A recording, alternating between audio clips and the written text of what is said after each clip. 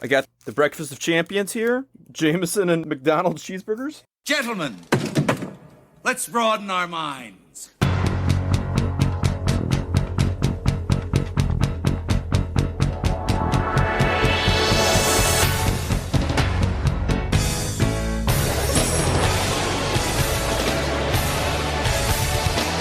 Are they in the proper approach pattern for today?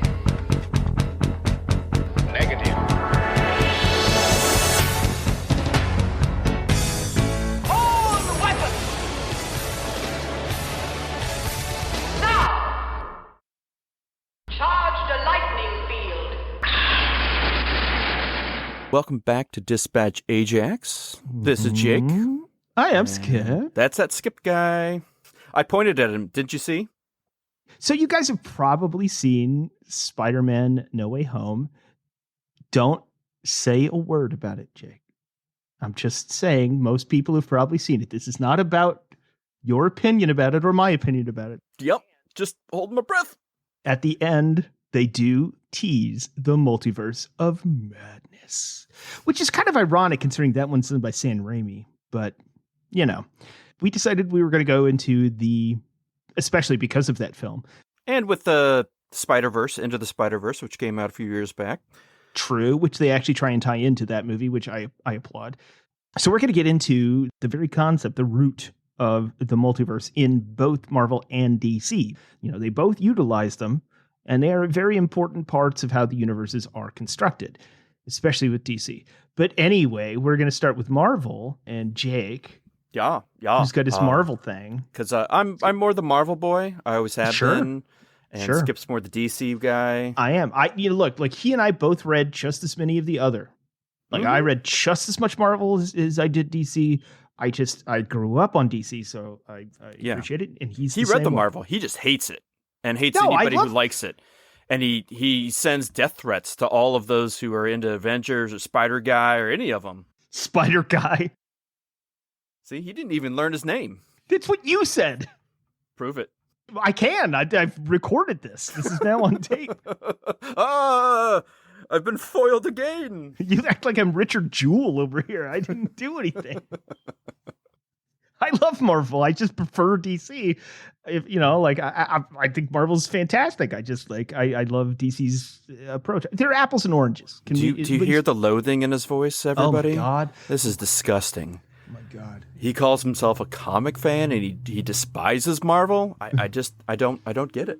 Jake, the Alex Jones of geek culture.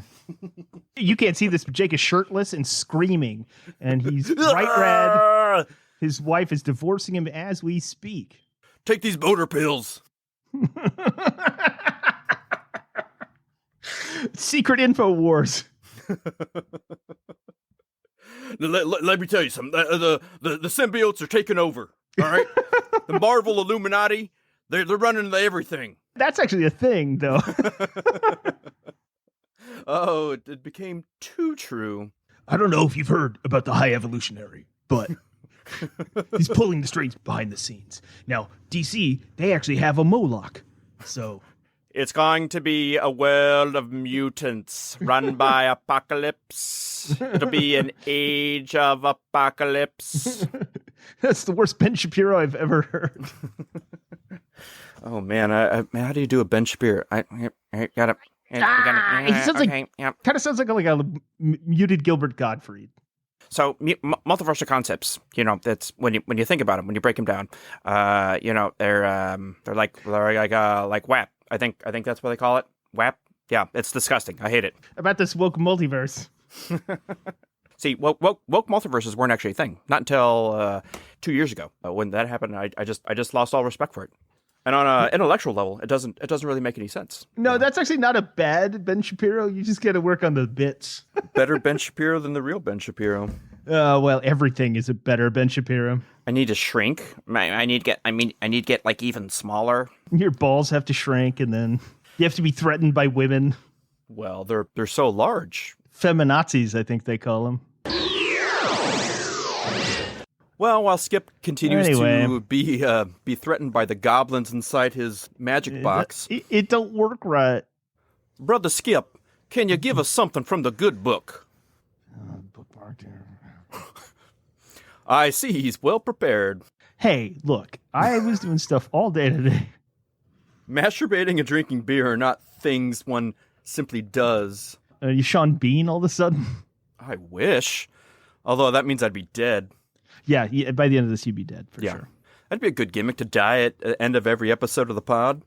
No, they're just getting into stupid South Park territory at that point. Duly noted. That was stupid South Park territory.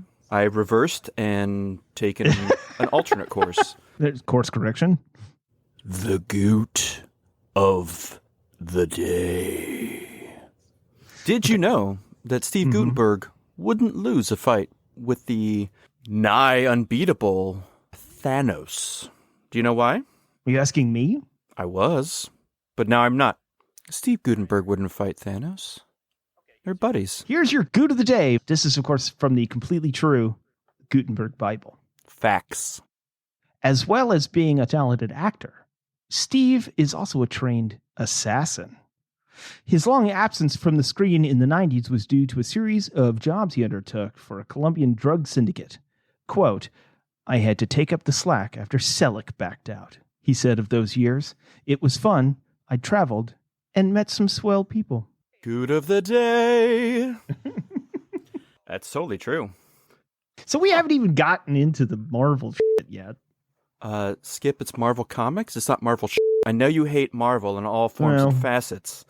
Well, there have been times where it's shit.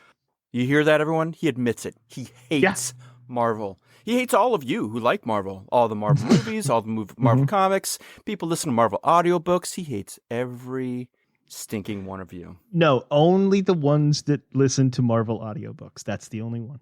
That very specific 12 people that exist. Which includes, by the way, me. Self-hatred, the purest form of hatred. That is true. Well, today we're going to talk about the multiverse. And for this particular version, we're going to discuss Marvel's version of the multiverse. So multiversal concepts essentially spring from an... Oh, did you have a stroke? Damn it. Gotta hit the reset button. Why does everything smell like purple now? Shake it out and get back out there. Uh-huh. Sorry, I'm just reading the sentence and it doesn't make any sense. What was I trying to say right here? off the bat, you're nailing it. Yep, I'm f***ing this up. I had like 9 pages of script. You're out of your element, Jake. So multiversal concepts essentially spring from and endear themselves by way of continuity within comic universes. Continuity, probably the nerdiest subsection of comicdom. The Sisyphusian task of categorizing, labeling, and relating all of the different versions of characters, worlds, stories, and events. An unending and impossible job of trying to make it all, quote-unquote, make sense. Right. Let me just say right now that you and I both have this issue with some of our favorite fandoms, correct? Oh, most certainly. Star Trek is all about continuity, and it's been sort of under assault over the last, 15 years or so. And Star Wars, which has continuity issues because of the fan-made stuff and Shadows of the Empire and everything before the prequels came out, and now that Disney has taken over, what's in canon and what isn't in canon is an issue. Mm-hmm. We're both suffering under the umbrella of canon problems, continuity problems. Yes, but it is a, like I said, it's the boulder that we shall always roll up the hill, because it is a revolving and evolving mess of opinion and variance of interpretation. And it'll be mowed down with outright changes constantly that either build into an unstable megalopolis or deflate into a darkened quagmire. In fact, whatever you hear today will almost certainly be altered, rewritten, built upon as to change it, or outright destroyed in the coming continuity christenings that are always on the horizon. Whether it's DC or Marvel, I guarantee you that's true. Whether it's, well, almost any comic company in a way, although Image has the benefit of being mostly creator-owned and mostly singular-voiced, so they tend to have one vision that unless that particular writer and artist pairing goes off the reservation, it tends to follow along on the straight and narrow. Well, except for the fact that like Wildcats interacted with other characters, and now Wildstorm, because it's owned, that was the one that splintered off with Jim Lee, is now owned by DC. So like their stuff doesn't really in canon with those characters were purchased by a bigger company that already had their own continuity, and then but something like Invincible, something like The Walking Dead, to certain degrees Spawn, Savage Dragon. These are all Image properties that mostly stay in their own lane and follow their own. Wasn't there a Savage Dragon crossover with Marvel at one point? Wasn't there like a Spider-Man Savage Dragon or something like that? There's been Superman Savage Dragon. Oh, and there's been Teenage Mutant Ninja Turtles Savage Dragon. That's different. But even those, the way that particular story is told, the appearances of a multiverse, a megaverse, an omniverse, pocket dimensions, these are all things that already exist and are allowed to enter into the narrative. So before we go any further, I'd like to go over what a multiverse is. So a universe, it's a singular reality that is then split by something, creating another universal reality. Gallagher. Curse splat. That was the Big Bang. Gallagher getting pissed that he's not making enough money. And his brother has taken his shtick. So he smashes the watermelon of the universe. I can make a universe, Mark. And that's exactly how you got the Infinity Stones. So every universe continuity is kind of a singular reality. So for Marvel, it is known as Earth 616. That is the main Marvel universe, the main Marvel continuity. You'll have other things, other dimensions, but within that continuity universe, but that is your main core universe. Then you get to the multiverse, and that is any collection of alternate universes that split from that main core reality. A lot of times that happens because one event, one decision goes a different way, and that splits off into a whole new universal existence. Then you get the Megaverse, which is a collection of alternate universes, but do not necessarily have the same natures and universal hierarchies. It's a little complicated, but in the way that would kind of be, I tried to like really nail this down because this is a Mark Gruenwald concept, but I believe whether something like DC, whether that's another Megaverse or if that's part of the Omniverse, I can't quite tell. But the Omniverse, again, something that Mark Gruenwald came up with, it consists of all fiction and reality combined. So essentially everything is part of the Omniverse. Our actual reality, a porn story, Marvel reality, Star Wars, Disney, DC, Wizard of Oz. It's all one big part of the Omniverse. It feels like I'm reading a Warren Ellis book. Yeah, it's essentially anything and everything that currently existed in the past, or can potentially exist at any time, or may exist in future as part of it. This is a Grant Morrison, Warren Ellis circle jerk, by the way. So again, this was something that was created by Mark Gruenwald. He published his own fanzine called The Omniverse. This was a 70s magazine. Yeah. And it was because he was such a big fan of comic books. He was really trying to find a way to explain all of the oddities and differences that come about when you have so many different writers having their crack at different versions of characters, different versions of continuity, and trying to explain those things. So he came up with these different levels of reality.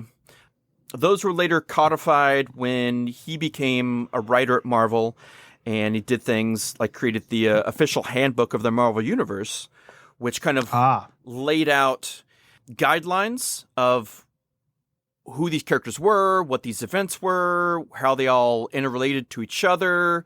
He really kind of became a stickler for figuring those things out. And when he was part of the editing, he was kind of in charge of dealing with those multiversal shenanigans.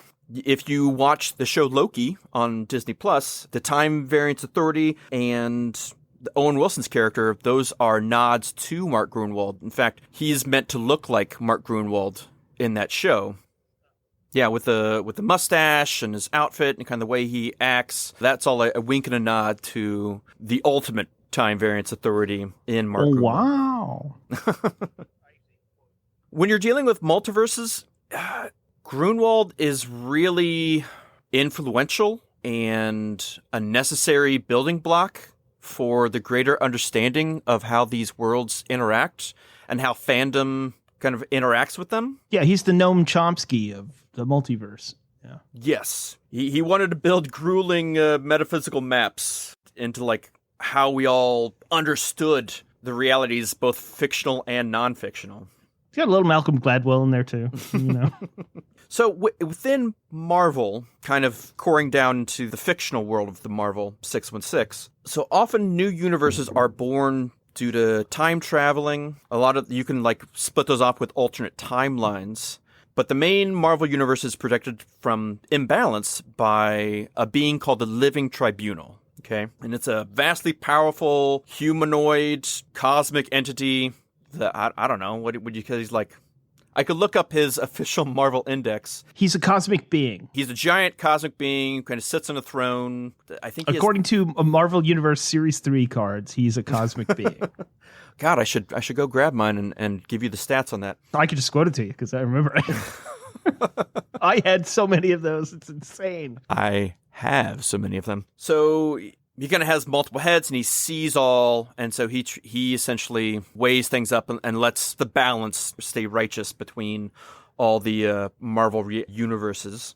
There's a unified cinematic universe, which I think appears in the new Doctor Strange. Yes, it has to. Which is kind of why we want to like cover all this to kind of give you a primer of what to understand. Because for many people, watching Into the Spider-Verse, watching No Way Home, spoilers, there are other Spider-Men, and Multiverse of Madness, and Loki, and the Vision Scarlet Witch show. WandaVision. That's what it's called. This is all building a huge concept that is tough even for the nerdiest of brains and comic geeks to figure out. Oh, yeah. So we want to kind of give you a primer so that you can get your feet wet and know what the hell is going on. Because it's complicated as all Yes. The original mythology of the multiverse in Marvel Comics is that the Celestials, members of the first life forms, you see them in the Eternals. You see them in the Guardians of the Galaxy. Nowhere. That's the carved out head of a dead Celestial. I mean, they're not even omnipotent. They're just extremely powerful. They're not quite cosmic beings, but they're like the next step down.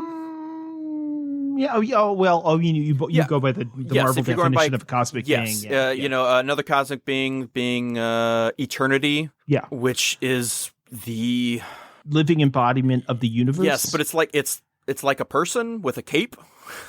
Yeah. DC's got the same thing. It's Kismet. It's the living embodiment of the universe. It's the living universe. But it's a woman in DC. But it's a difficult thing to explain in a audio format. Yeah. To really kind of like give someone a visual representation of this. Where does Galactus fall? Because if you actually read the original Infinity Gauntlet, which is what Infinity War, the movie, is adapting. Yes. Galactus is in the mix with the Living Tribunal, Eternity, Beyonder, all the big immortal cosmic beings. Where does Galactus fall in that hierarchy?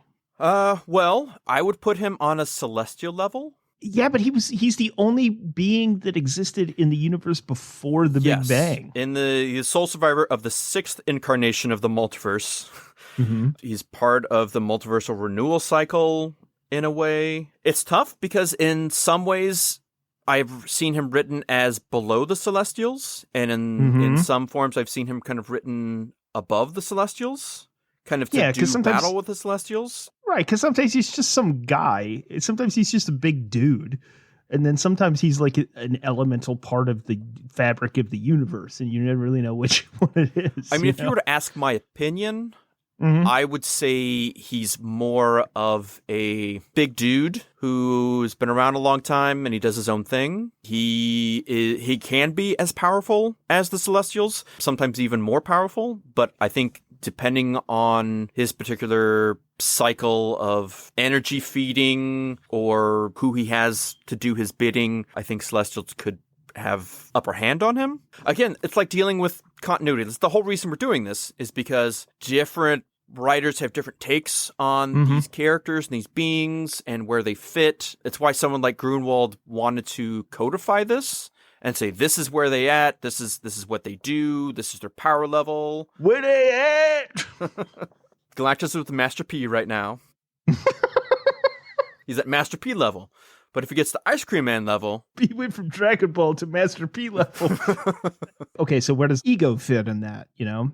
Yeah, I mean, with the cosmic beings, which are like a specific class of being both in Marvel and DC, again, they're hard to describe. There's someone like the Stranger, which is another guy with a robe. Robes are very big in giant celestial beings. Oh, are you talking about the Stranger from... Oh, you're talking about the Marvel Stranger. I'm talking about the Marvel Stranger. Not the Phantom Stranger. No, not the Phantom Stranger. The Marvel Stranger is just like a creepy pedophile with a white mustache. Yeah, kind of. Close-cropped hair. So does the Beyonder. Yeah, it's true. He does. He has a creepy mustache, but with those weird, like, the hair horn. Yeah, and then you have beings like the Watcher and the Race of the Watchers. Again, we'll get into them a little more. They're outside of time and all that. They are, but they aren't. It all... Uatu isn't. Almost impossible to destroy, to kill, depending on, again, who's writing it and how they're interpreting certain things.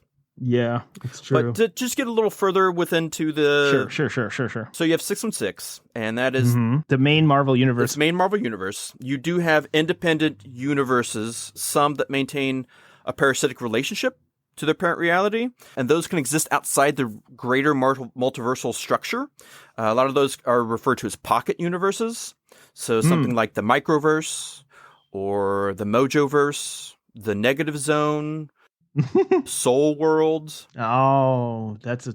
yeah, all right. Yeah, again, that's another whole nother thing. Well, we've already seen Soul World in the MCU, so we know that exists. Yeah, so it's good to understand that as being its own pocket dimension that exists inside the Soul Gem, but it's different than the multiverse. But it's also a location in reality, a physical location. It is, or something like the Negative Zone, where it's somewhere you can go to and come back from, but it's not functioning on its own separate timeline. If you look at Infinity War, the movie, you have Nevelavir, or whatever the planet where the Soul Gem lies, which means that's where Soul World is. Vormir, that's right. Yeah, you were thinking of the planet where Stormbringer's forged. Right. Well, the station where Stormbringer's forged. Yeah. The station to station? Yep. Let's move on from that. The cat people. Yeah, I didn't really have anything good for that one. But the so it is a physical location you can go to. And then if you interact with the Infinity Gem, I just call them gems. I still call them gems. Not stones. No, I don't need the stone thing. If you interact with the Infinity Gem, then you can enter into Soul World, which is this reality on top of reality. Like in the comics, they kind of make it seem like it's a pocket universe that just exists inside the gem. Yes. And then in Infinity War, they make it seem like it's a reality on top of reality, like a side dimension that exists there, not inside the gem. And they do that mostly because he ends up blowing up the gems, so can't really do that. But yeah, I don't think they wanted to make it too complicated within the Marvel Cinematic Universe. Yeah, but I think it's more complicated inside the Cinematic Universe. Yes, well, they just don't address it. So... Yeah, true. They don't actually say anything about it. I mean, you only see it show him waking up once. What did it cost you? Yeah, everything. I bet it all on red. I should have listened to Wesley, I bet it all on Obsidian Black, or whatever his name was. Black Maw. I bet it all on the Black Maw. That's what you gotta do. Oh, poor characters who nobody knows their names. The Ebony Maw. Oh, what's the other one then? Well, there's Black Dwarf, but Black Dwarf is... It's called something else in the... Yeah, they're just doing their own thing. Because, It's Black Short Person now. Well, I mean, no, it's fair because Peter Dinklage was in the movie, and... No, that's fine. But I mean, I think that's a difficult thing to do because it's not referencing actual dwarfs, it's referencing... Right, a star. Yes, Yes, I it's- get it, but they wanted to skirt around the possibility. Better safe than and sorry. that's- Nothing wrong with that. So then you have other external realities that are also different from other multiverses. Something like the Dark Force dimension. That's, where a lot of the magic stuff comes from, or where Nightcrawler pops in and out of. You have Limbo. Interesting. That's where Magic, Magik, the X-Men character, Ilyana Rasputin. Oh, fuck, I forgot she was his sister. Oh, yeah. I forgot about How do you forget about that? because I haven't thought about that character I've thought about that character once in the last 20 years because I watched New Mutants the movie and I was like, well, there's a waste. Yeah, well, that's because you haven't read much X-Men recently, because she's been quite cool. I mean, she's one of my favorite X-Men people of all time. Really? So, Interesting. Yeah, she's in my top 5. Oh, that's cool. Interesting. Maybe someday you can ask me about it, and I'll tell you more. Oh, okay. There's also Dr. Nelson. DMF. There's also the Panopticon. That's the home base of the Exiles. I'll get into the Exiles more, but think of them as Marvel's Sliders. For all of the 5 people listening to this who watched that show. Whoever ever seen Sliders with Jerry O'Connell, yep, and John Rhys Davies, a horrible racist. That's true. This is all factual.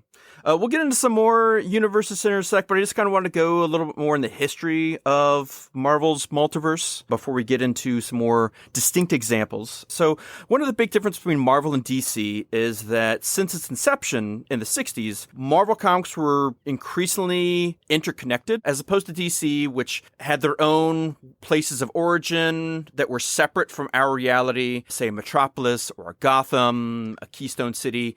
Marvel based almost all of their early comics, and still their comics today, are based in a version of our real New York City, where Fantastic Four, the Avengers, Spider-Man, Daredevil, they all kind of exist in different boroughs, different parts of the city, but they were all kind of interconnected. So it's a crowded city, man. It really is. You don't need crazy. all of those.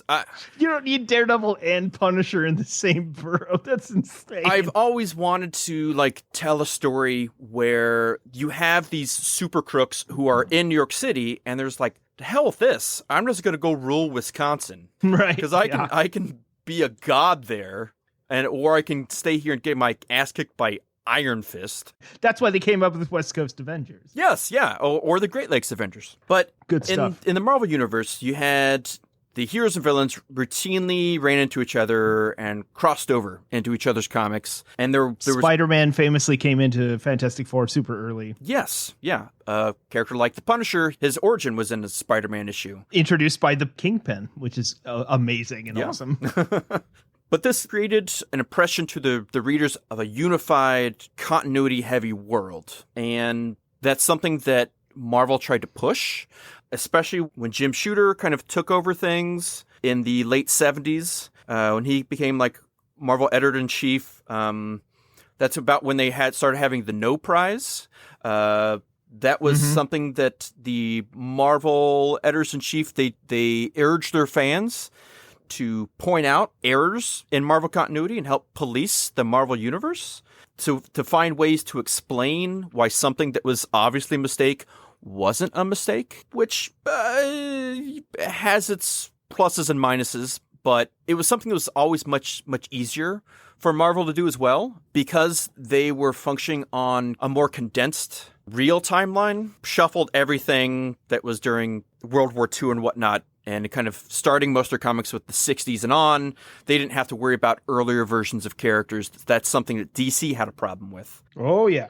Which we will most certainly get into. Oh, big time. So Marvel also had the first crossover event with Contest of Champions. This is something that solidified the idea that when this did well, that this is something they could base comics on in the future. They then followed that up with Secret Wars, which really established events as the go-to way of interconnected storytelling from that point forward, for better, for worse. Because, any comic fan, And it's a lot of the problem that people have with Marvel Cinematic Universe now is that when everything's interconnected, you can't just watch one thing. You have to take in the totality. So you can't just read this one comic and get the whole story. You have to read all 7 of these interconnected comics. If I want to know where this character came from, I had to watch the Disney Plus show, and then that leads to this movie, and then that leads to another show, and then this leads to this big event, something like what the final phase 3 of the Marvel Cinematic Universe led to, Infinity War and Endgame.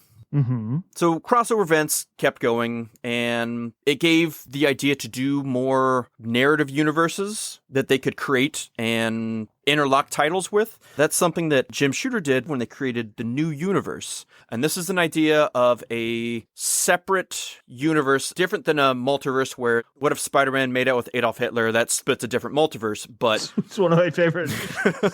The New Universe is kind of more of a different megaverse where it kind of functioned in its own completely different thing, function in like more of a real timeline with its own interconnected titles. Like some sort of ultimate universe. Oh, well, he's jumping the gun a bit, but we'll get there. Oh, am I? But again, it was its own universe doing its own thing. They could then, if they wanted to, have characters jump from one universe to another, which is eventually what happened. Most of it died off, but it showed that that's something that they wanted to do going forward, which they would end up doing. I can just jump to it now if you like. With Earth 1610. Which is also known as the Ultimate Universe or the Ultimate Comics verse. And that happened in 2000. And something that Skip will get into in great detail, which is Crisis on Infinite Earths. In his DC version, that was a way to bring different versions of characters all into one place and kind of streamline continuity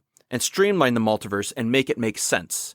Because with DC, you'd had a Golden Age version of, say, Superman, and then a Silver Age version of Superman, mm-hmm. and then a modern version of Superman. And how could you make... Bronze Age. Excuse me, a Bronze Age version of Superman. It's a thing. I'm sorry. It's a thing. Yeah, sorry. No, I just had a belch out of my hatred of you.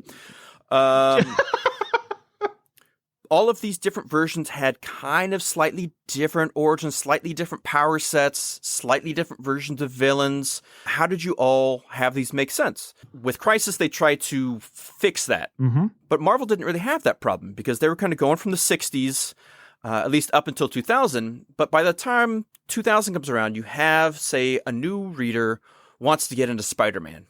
Well, Spider-Man's been around, since 63? You can't go back and read all of those. It's hard to jump in and get a new starting place and figure out things on your own. So they wanted a way for their own kind of mini Crisis to start their own Ultimate Universe, which is a separate megaverse where it's its own new version and new reinterpretation of classic characters. Essentially created by Brian Michael Bendis, Warren Ellis, and Mark Millar, with Mark Bagley, Brian Hitch, and other artists. Sorry to shortchange any of you, but there were many more artists compared to just the writers, and I have so much to say, so etc. gets thrown on there. It was a reintroduction to Spider-Man. Now, Spider-Man didn't have any of that past from the 60s. He started 2000. It was a modern version of that character. It was a new platform to tell stories about Venom or Sandman or the Green Goblin, but you had their own version of those characters that fit within this separate universe. They did the same with Ultimate X-Men, Ultimate Fantastic Four. They went on to do Ultimate Iron Man, Ultimate Daredevil, Ultimate Elektra, The Ultimates. The Ultimates. Which is the best book in that whole thing? No, that's wrong. Ultimate Spider-Man is the best book. Nah, I knew you were going to say that. It is. It's the best book. Especially, it's fine. There's many reasons why it's the best book, and we don't need to get into all of those. The first 2 volumes of the Ultimates is pretty.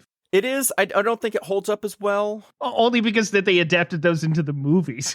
You still have Mark Millar being Mark Millar. Yeah, that's... Which, it's very much it's a creation of its time, too. Not everything fits as well. You think this A stands for France? Exactly. Yeah, I know. But jumping ahead, eventually that ran its course, and a lot of those titles lost momentum. Jeff Loeb, ladies and gentlemen.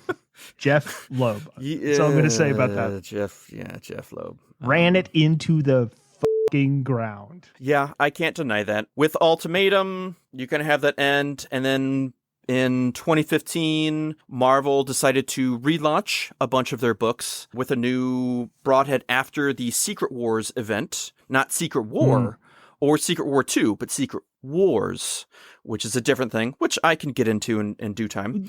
But with their new rebranding, all new, all different, they ended most of the Ultimate Universe, kind of that completely went away. And the bits of the characters they want to bring to the regular 616 main Marvel continuity, they brought over. Essentially, it was only a handful of characters, but the main big one was Miles Morales.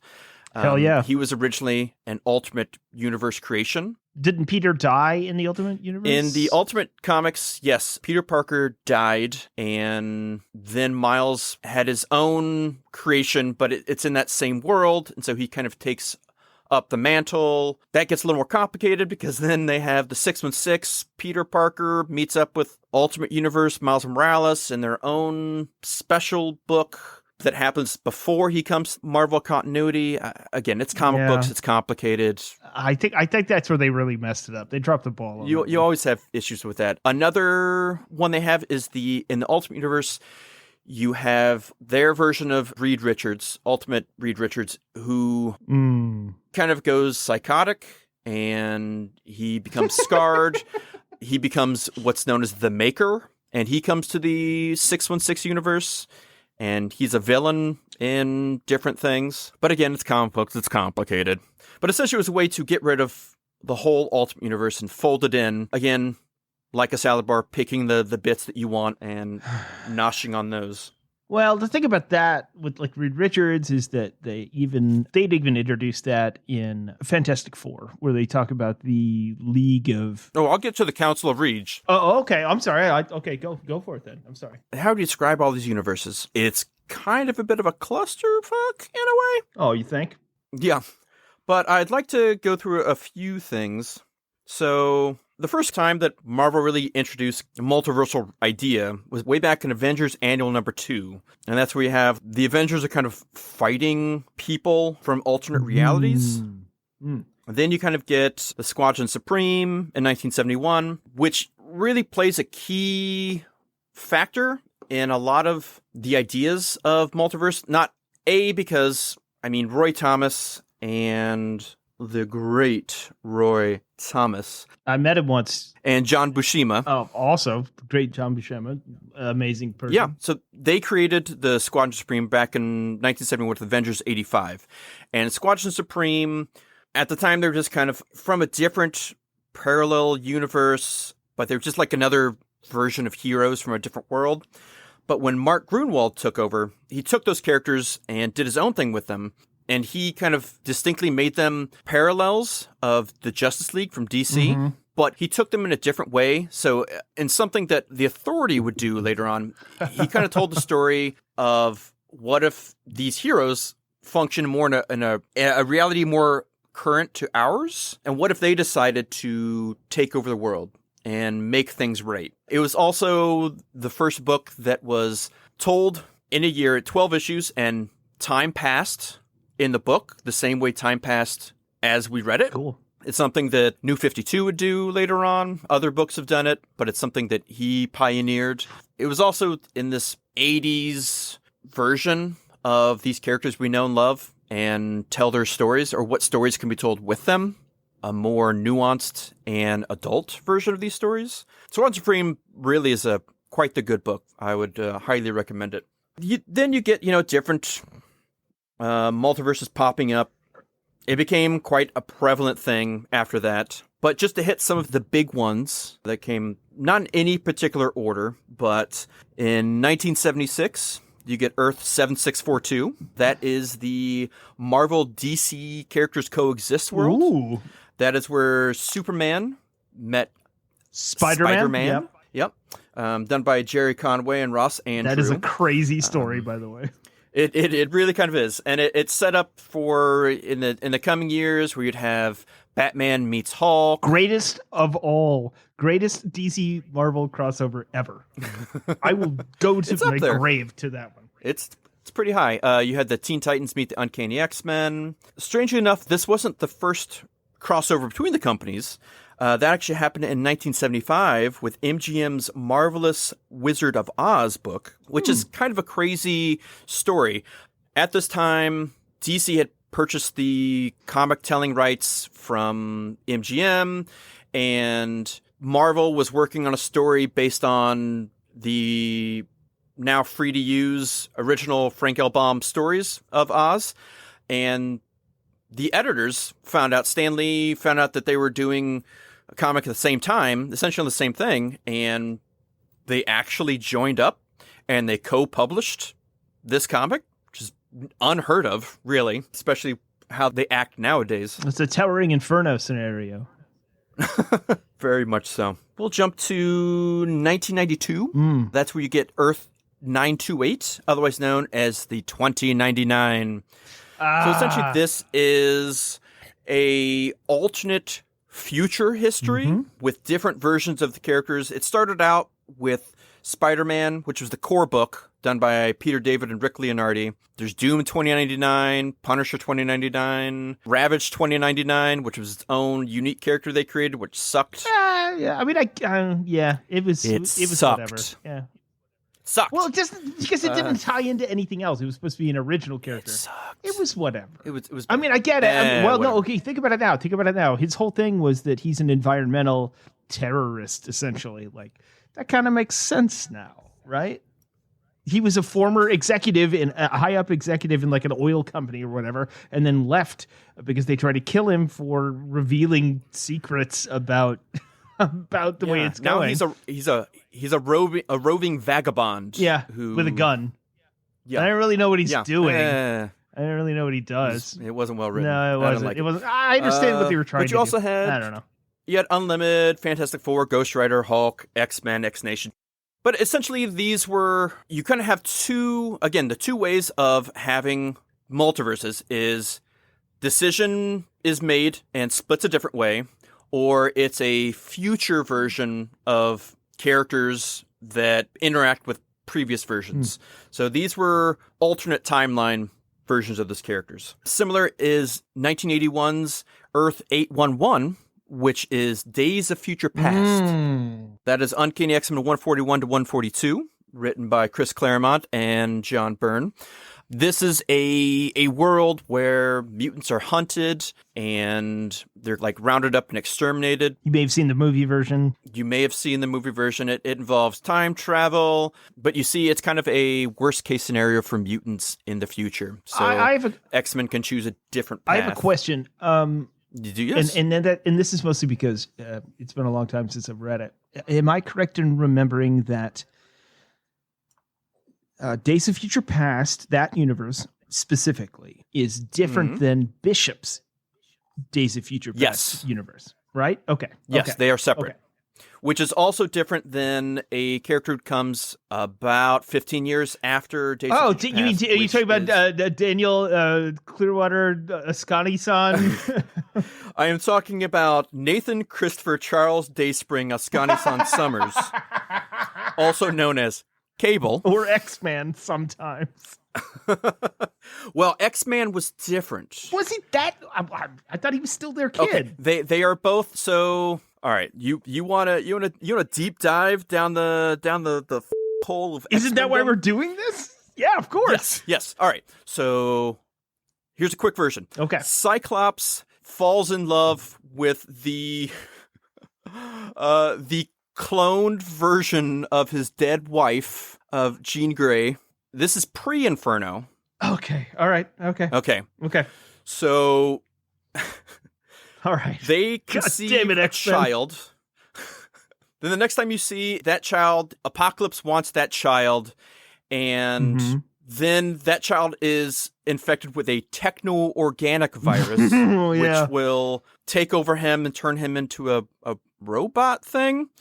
But a mysterious figure from the future who looks like techno-organic Furiosa, she jumps back. She's like, I'm the only one that can save him. Give him to me. I'm going to take him 2,000 2,000 years in the future. No, the Scani. Yes, this is the Lady Ascani, Yeah. part of the Ascani tribe. Yeah. She takes him to the future, where he is then raised by his parents, not his biological parents, but kind of his biological parents, which would be Jean Grey and Scott Summers. Scott Summers, yes. When they go on their honeymoon, they get pulled out of their bodies and sent into the future to then inhabit these other bodies. Classic. Of these people that look kind of like them, who are known now as Slim and Red. They don't have any powers in this future, but they raise a young Nathan, or we'll just call him Cable. They raise Cable to like harness his powers. He has powers of light telepathy and telekinesis, but the telekinesis is kind of on hold to keep the techno-organic virus from eating the rest of him as he fulfills his destiny to defeat Apocalypse, who has taken over the world and is always looking for a new host body to continue on, but he sees that he's not going to be able to defeat him in the far future, so then he time slides into the past to then form a ragtag team of young mutants to kill Apocalypse and protect mutantdom, but his evil clone Strife also came back to the past and is trying to foil him at every turn. Woof. Not young mutants, new mutants.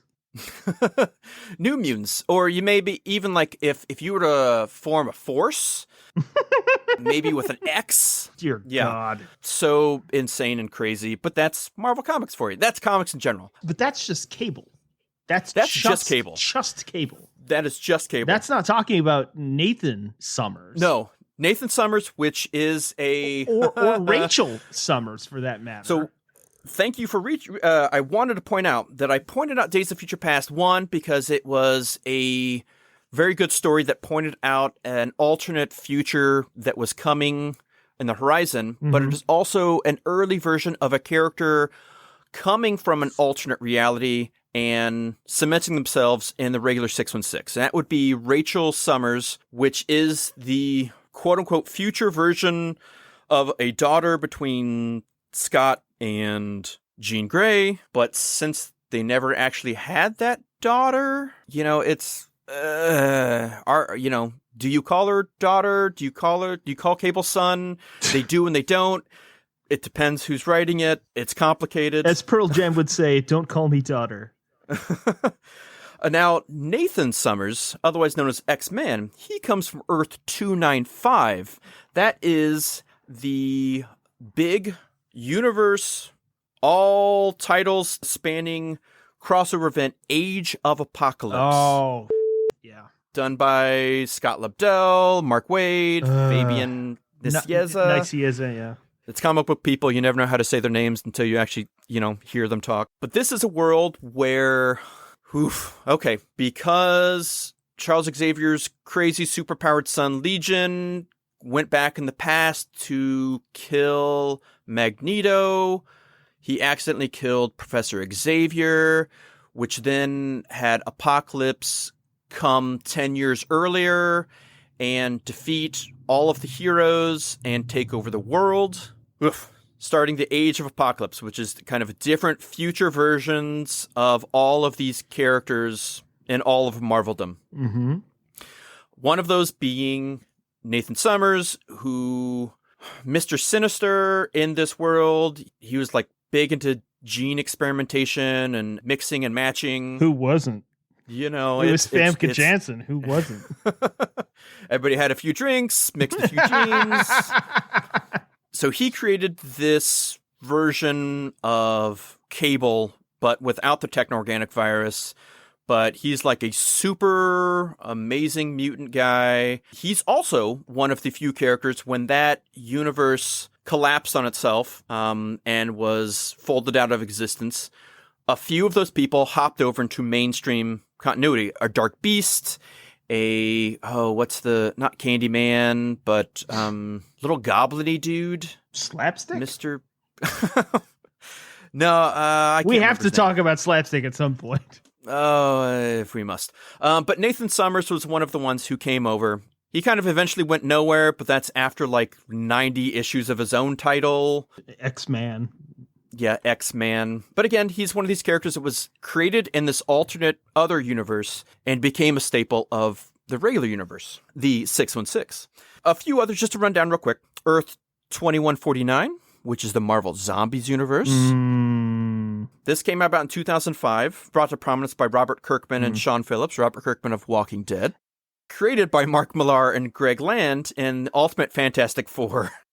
In Earth 2149, a zombie outbreak hits all of the superpowered people, and they all become zombies. In the Ultimate book that spawned them, the Ultimate Reed Richards is convinced to open a portal by a different Reed Richards from another universe. Turns out to be the zombie Reed Richards. They try to hop in, take over the world. They are defeated by the Fantastic Four, but they are then expanded upon both in the comics, and they are the version of the Marvel Zombies that you see in the What If TV show. I wonder if that's a separate universe or... It is a separate universe, okay, because the way they explain that, their versions of like Spider-Man are different than the one that happens in the Marvel Zombies comic version.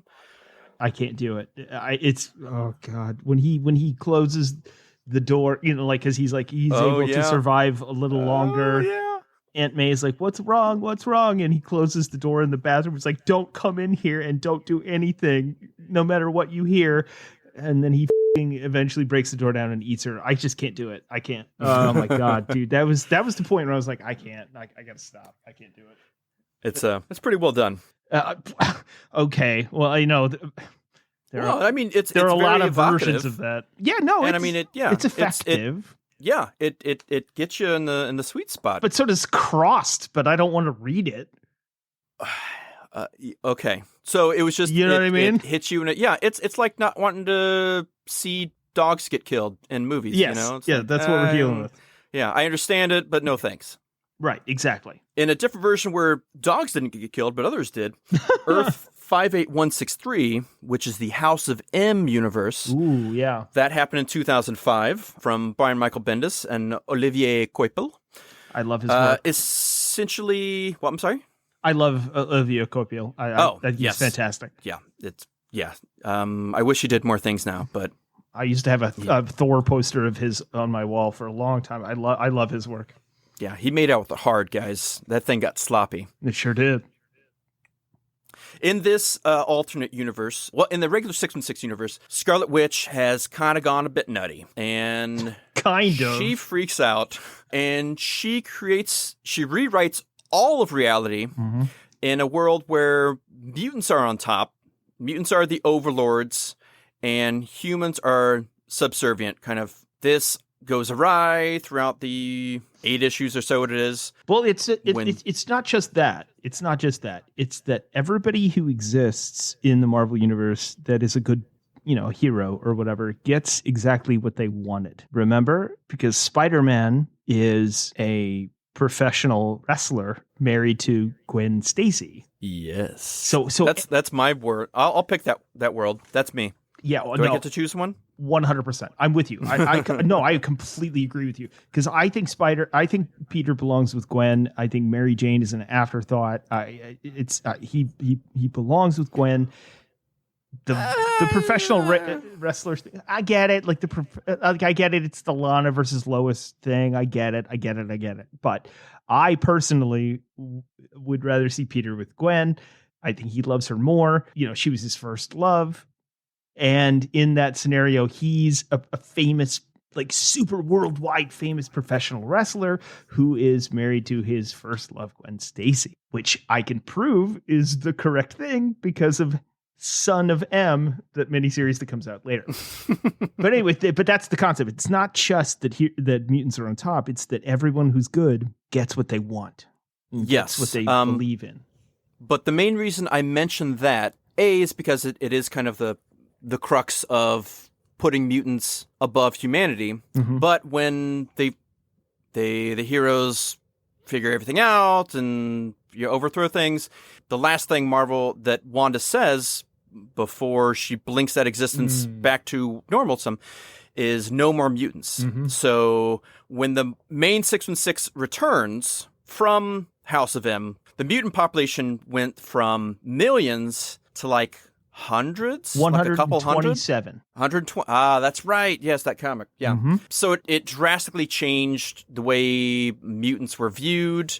It depowered so many mutants. And poor Chamber.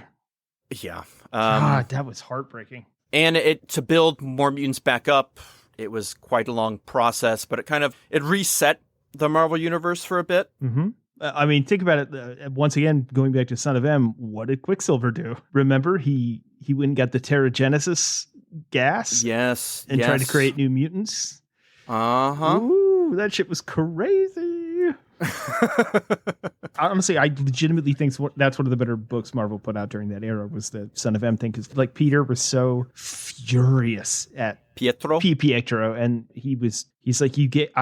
But see, that's my argument, is that even in that book, because I've always thought that he belonged with Gwen, but in that book specifically, when he still had full knowledge of that other universe and it was set back to normal, he was like, you took away everything that I've ever loved. That was just as bad as a Green Goblin, setting him up to kill Gwen. It's the same thing, because he had to do it again. I thought that was heartbreaking, and and it really just like hammered home the fact that Peter really belongs with Gwen. Because here's the thing, Peter should never be happy. If you know anything about Spider-Man, he's Job in the Bible. He is. That's the archetype he is. If he's happy, if things are going well for him, it's not Spider-Man. He has to be tortured and sacrificing himself in every way possible to do the right thing, and punished for it.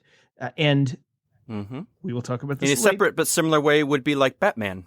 Kind of. Those are different. In a separate but similar way. Relatively similar. Okay, yeah. I mean, we can have that debate, and I think that's a very fascinating debate to get into. But just as manifested in the new Spider-Man movie, which we, once again, are not going to get into, debating the quality of, that movie, at least at the end, nothing's good. He doesn't get what he wants. He's still screwed, and he's still even more completely heartbroken. That's Spider-Man. Spider-Man has to be completely heartbroken at all times and never gets anything good that comes to him. Period. And that's why I think that Son of M really proves why he wants to be with Gwen, why he should always be with Gwen, even though he and Mary Jane are great together. He still will always have that flame for her, and I think it's a good story. I like the whole House of M arc. I think it's okay. I think it's good. A lot of people hate Brian Michael Bendis, but I think it's a good arc. I think it functioned better the original time I read it. Rereading it more recently, it's not as good as I remember. It's one of those ones that go, like, when you go back to it, it just doesn't quite hold up. All right. No, that's fair. Yeah. I'll have to reread it. In 2014, you had the Spider-Verse, which kind of, I think, really helped lead into the making of the Spider-Man Into the Spider-Verse. Again, it's another idea of all these different versions of Spider-Man in these alternate realities coming together to fight enemy. And this one, it's life-draining energy vampires.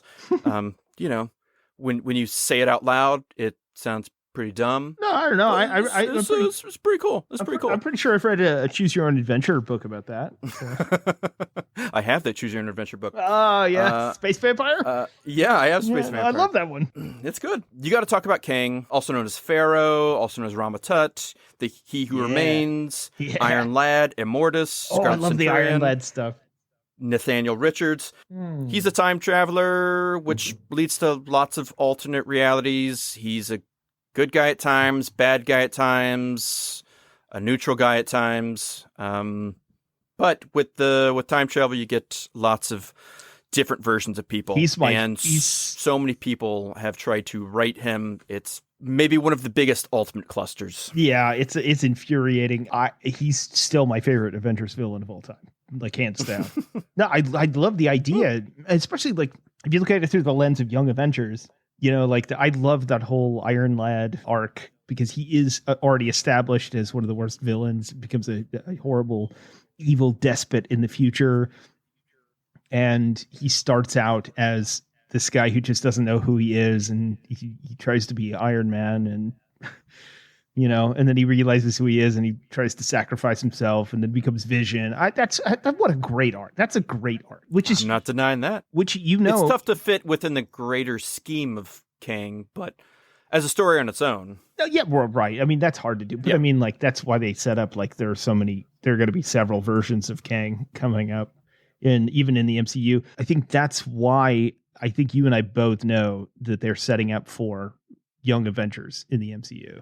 Oh, yeah. I mean, it's pretty obvious, 100%. right? I mean, you got Kate Bishop. You've already got Kang set up. You've already got Isaiah Washington. Mm-hmm. You've already got, Scott Lang's daughter. Right? Yeah. They're beating you over the head. Probably Yelena Belova.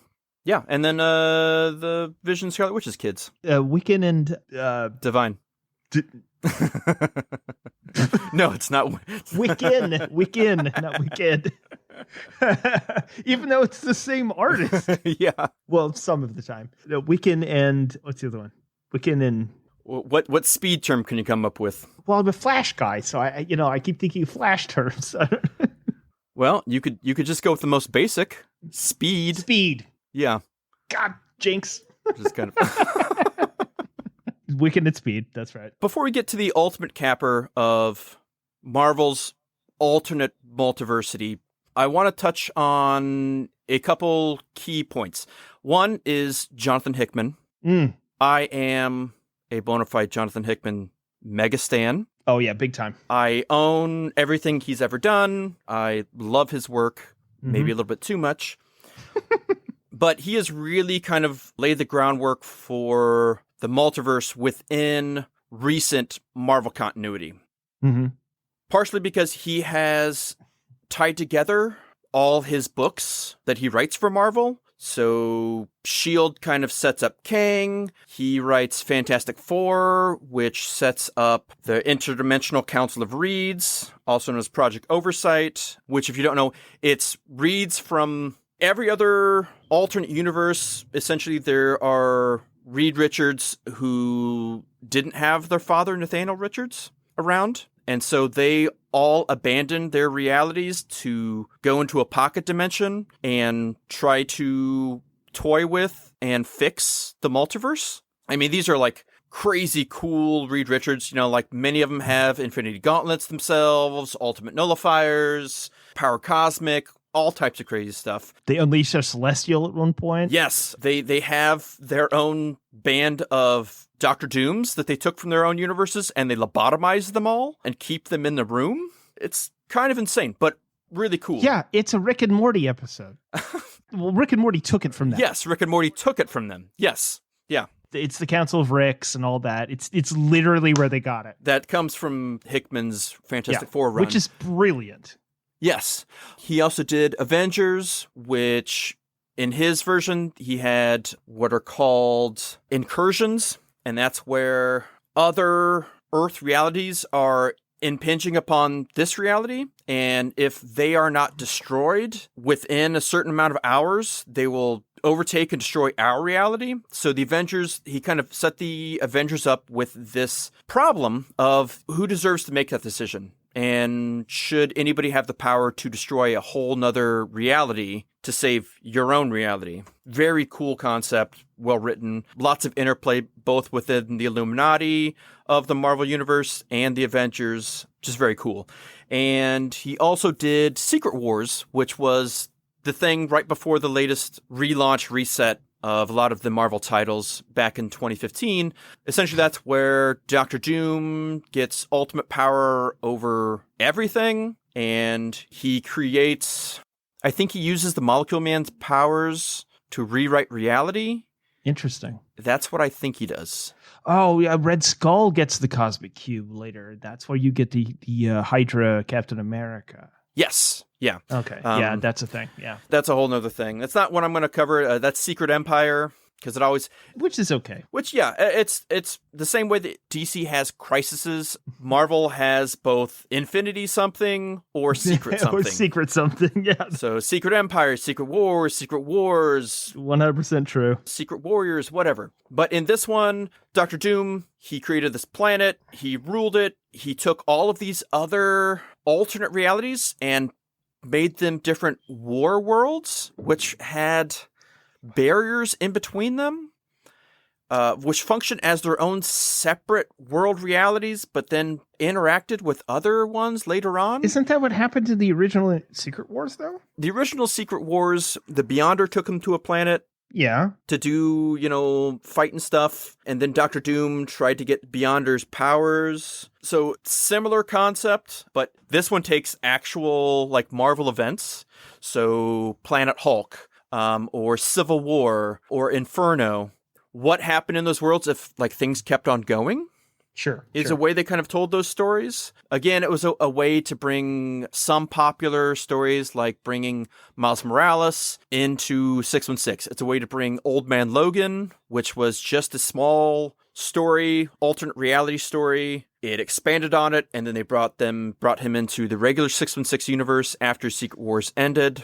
It's just something they do. It's a way to write it all out, but it's fun. But that's kind of the two other things I want to speak about before I wrap this in a bow is the Exiles, which I mentioned earlier as Marvel Sliders. Essentially, it was a team of superpowered individuals who would jump from alternate realities, and they would pick up and lose different characters of the team within each storyline happening in those alternate realities. It was a fun way to explore all these different what-if kind of scenarios. Which leads us to my personal favorite example, really, of all multiversal things in everything, in the great omniverse that we all exist in and read about. What If? Now, What If is my personal favorite. I love What Ifs. I love Elseworlds, as you will hear about in the near future. Mm-hmm. What Ifs always take the concept of what if X happened? What if Wolverine became Lord of the Vampires? That's the thing, and it's actually one of, as a child, it was one of my favorite what if stories. It's an interesting one. It's fascinating. It's really kind of dumb. It's pretty schlocky, but I still love it. It's right up there with what if the Punisher got the Venom symbiote.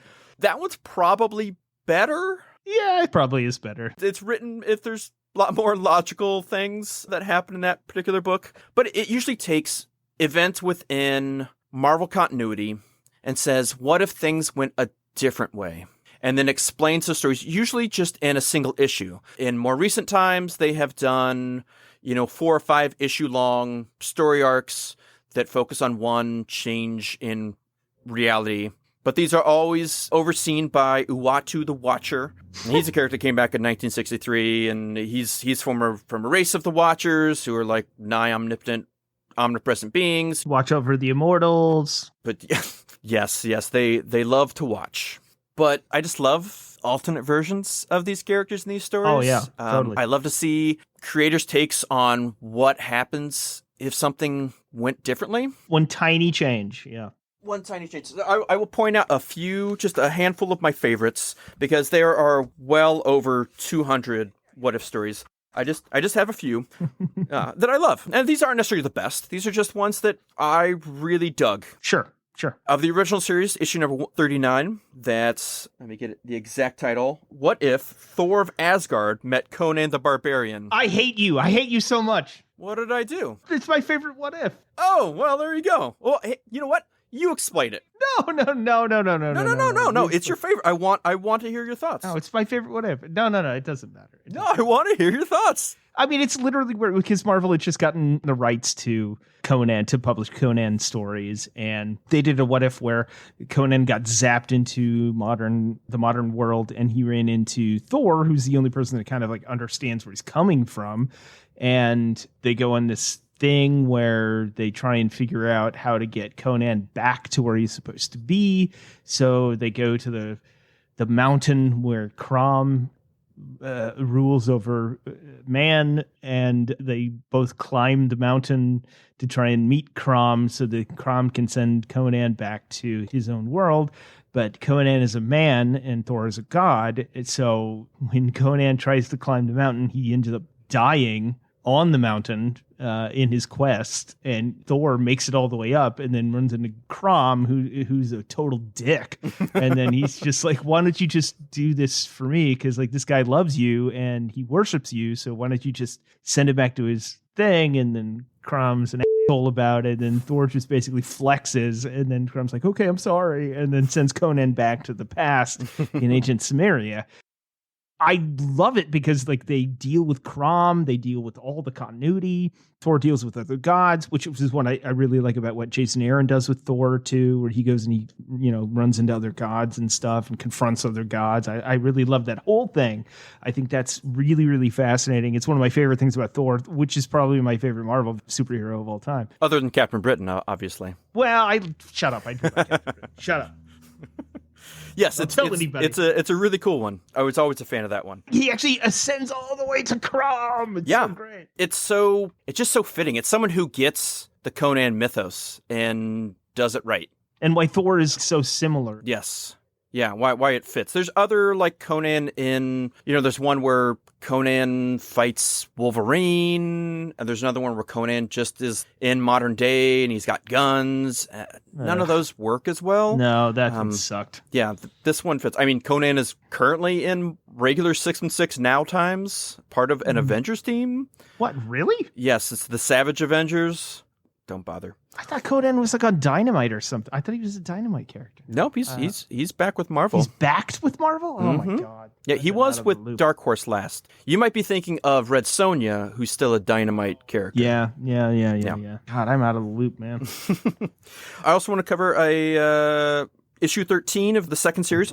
Exact wording is, what if Professor X had become the Juggernaut? Again, just a cool idea of, power run amok. And what if Professor X gets too much power? You get... like Onslaught. Yeah, it's really a precursor to Onslaught in a lot of ways. Mm-hmm. 24, Wolverine, Lord of the Vampires. I love that one. Punisher becomes Doctor Strange, and he carves crosses in his silver bullets.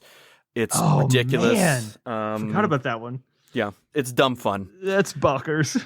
It's totally bonkers. Issue 31, what if Spider-Man had not lost his cosmic powers? Oh, I forgot about Cosmic Spider-Man. Yeah, Cosmic Spider-Man, who just kind of like... great costume, by the way. He becomes the ultimate hero of Earth, and... without having to be a Herald of Galactus. Yeah. Again, it's just a fun, what does his character become when he is omnipotent? Yeah, it's interesting. Quick question, just because I'm trying to refresh my memory, because I literally haven't read the comic in about, 25 years. Does he have the power cosmic, or does he just have cosmic powers? Because those are different things. I believe he has the power cosmic. Okay, that's what I was He becomes Captain Universe, which is the... Right, you're right. Yes. Yeah, that's the power cosmic. Man, that's a character no one ever talks about. Yeah. They dealt with the power cosmic recently in the latest Venom big event, which ties in with Thor. What was this? It wasn't Venomverse. It was it was where Null came, and he's like the big bad of blackness and entropy, and I know who you're talking about. Yeah, the god of the symbiotes and whatnot. He's the dark god of the symbiotes. Yeah, I saw that. I remember seeing some of that. Yeah, and so like somebody, I won't say who, uses the essentially power cosmic, which is kind of like the source of light power. Is how they kind of explain it in this event. Which, I mean, you got to debate that, because like the power cosmic is usually bestowed on the Herald of Galactus. No, the power cosmic. Cosmic powers and power cosmic. This is why I asked. I can't remember. Well, yes. It's been a long time. I believe that they have said the power cosmic for someone like Silver Surfer, but I believe when most people discuss the power cosmic now, they mean the Captain Universe power cosmic. Okay. All right. Yeah. Ugh. That's always been a confusing thing. It is confusing. So what ifs are so cool that I think in a way they have probably kind of corrupted editors and writing staff of Marvel ever more, there have been around 200 what if stories. And going bit by bit, about 70 of those stories have actually been incorporated into the actual Marvel universe. So they have taken those stories, say, like, what if Spider-Man joined the Fantastic Four? Yeah, that happened. What if Jane Foster became Thor? What if Hulk had Bruce Banner's brain? What if Spider-Man's clone took over Peter Parker's life? Oh God, all of these things. Don't forget about Maestro. Yeah, again, you could literally go. About 35%, doing the math, of all what if stories have been taken and turned into actual Marvel continuity reality. Not like 1-to-1, but they have said, "Oh, that's a cool idea. I think I'm just going to do it." Yeah, well, the Exiles are a perfect example. Well, Exiles are still like bouncing around and staying in their own lane, but when you take so many Marvel what if ideas and just turn them, like what if Punisher became Venom? They Venomized so many heroes. What if Magneto took over the world? All of these different things. They just kind of have done them, which is cool in a way because it shows the power of these what ifs and how cool the concepts are and how much there is to do with them. But as someone who's super into what ifs, whenever these come up, it feels really bankrupt creatively. Sometimes it just feels like the editorial staff, like when they go to their Marvel retreats, they're just combing through different what if issues and be like, well, yeah, what if, I don't know, what if the Punisher killed Daredevil? Let's just do that. I don't care. Well, that poses an interesting question. So what did you think about Kirkman's both 2099 treatments and his what if treatments? Well, I'm trying to remember which what if issues he wrote. Kirkman wrote, what if Thor was a Herald of Galactus? You want a shocker? Happened. Wait, it became continuity? Really? Yes. What? Are you kidding me? Yes, this is exactly what I'm saying. Oh my God. This literally happened like 2 years ago. Oh my God. That comic came out like 2006? Yes. See? This is exactly what I'm saying. I thought it was a good idea. Actually, it's a cool idea both in its own comic book, its own single issue what if, and when it happened in the Marvel Universe. These could be as good or as bad as people write them. Yeah. Similar with Elseworlds, but yeah. Elseworlds almost never make their way into the mainstream DC universe, though. That is one thing I kind of super respect about Elseworlds, is that they're allowed to just be their own thing. Yeah, they almost never make it into the mainstream continuity. You've had a little bit when they did a lot of multiversity stuff, which we can get into when we cover DC. Yeah. But yeah, they tend to stand on their own, as opposed to Marvel, which likes to mix and match their continuities, likes to dip in and pluck from their alternate realities, and creatively likes to take a lot of these concepts and run with them in the mainstream, for better or for worse. Yeah. I did enjoy Kirkman's Daredevil 2099. I thought that was good for a short story. I don't think you could really extrapolate that out long term. Yeah. But I thought that was good. When they revisited 2099 in 2006 or 7, that was at least interesting. Yeah, I thought they were fine. Well, specifically that one, that's a short story. You can't really extrapolate that out. There's no way that it would actually work out. I don't know how you're going to write that. Daredevil is Kingpin. Good luck. I don't know how you're going to figure that out for a whole series. I don't know, man. It's an intriguing idea. Spun off of the Matt Dillon, is it Ennis? Origin of Kingpin? The Punisher? Steve arc? Dillon? I'm sorry, Steve Dillon. Yeah, I was like, Matt Dillon. Matt Dillon. No, that's not right. Gunsmoke? Are you talking about the Punisher Max stuff? Yes. I believe that was Jason Aaron. Was that also Aaron? Yeah. You know what? He's from Kansas City. Represent, homeboy. Represent. Took 9. I actually... Let's get some Malibu Lou up in this bitch. I actually interviewed him once. He's really nice. Mm-hmm. I love that concept that there was no Kingpin. Only Zool? Yes, exactly. Is that in 616 or is that its own alternate universe? Technically, those are imprints which are part of 616. Okay, so are Marvel Knights the same? Technically, yes. Now, what stays in continuity, what doesn't, that is another question. Right, because there's a lot of Punisher stories where Frank Castle was like a Vietnam vet. And that's like a big thing. So how does that fit into 616? Because he's obviously not. Here's something I wanted to talk about with the Marvel thing. And this is one of the last things we'll mention. Okay. So one of the biggest differences between DC and Marvel when it comes to continuity is that the Marvel universe at any point, no matter where you are, is only 15 years old at the age of heroes.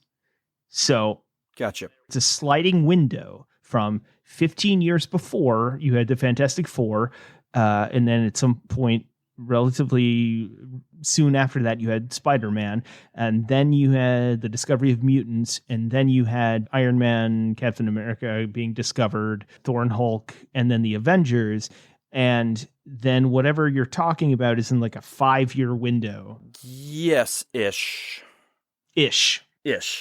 Everything's ish. That's not us. That's literally how they treat all of the stories. And they do that on purpose because there are only certain fixed events in Marvel. For instance, World War II, fixed event.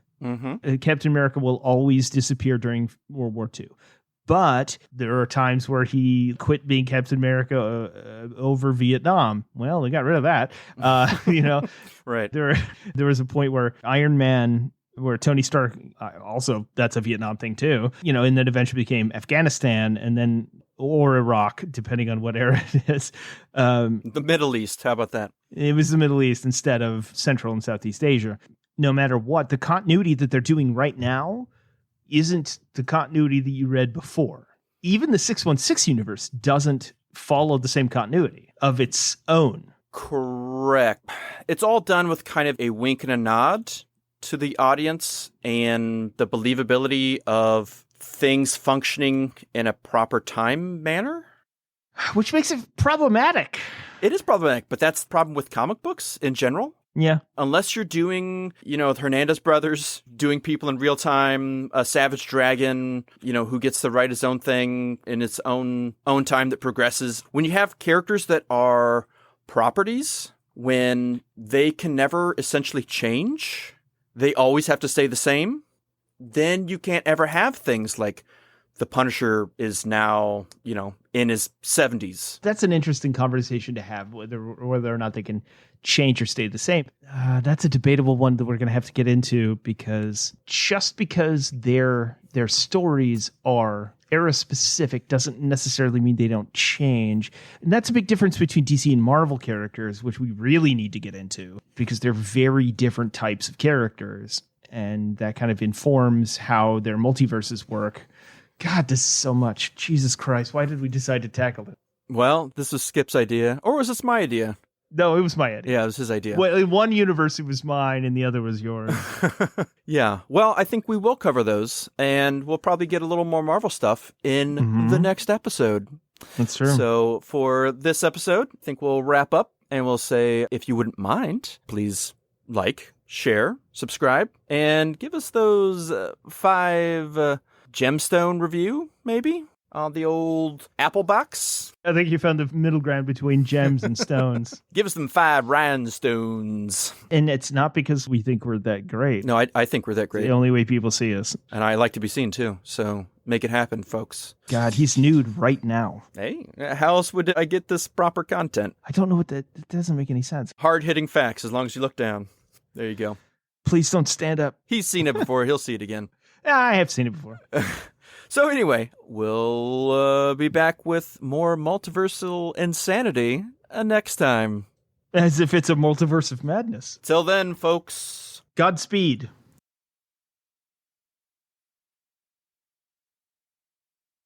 Remember, no matter where you go,